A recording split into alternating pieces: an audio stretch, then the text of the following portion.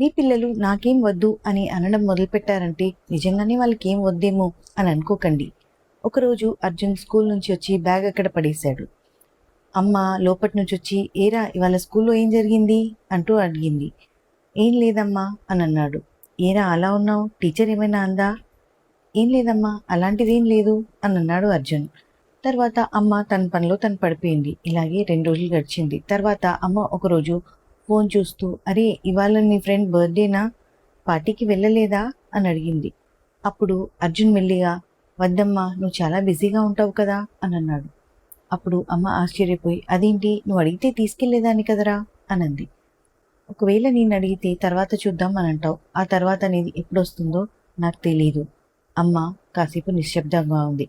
తర్వాత తన దగ్గరకు వచ్చి కూర్చొని, ఇప్పటి నుంచి తర్వాత అని చెప్పను, నేను చెప్తే అప్పుడే వింటాను అనంది. అప్పుడు అర్జున్, అమ్మ నా కోసం ఏదో చేయాల్సిన అవసరం లేదు, నేను చెప్పినప్పుడు ఆ ఒక్క క్షణం విను చాలు అంతే అన్నాడు.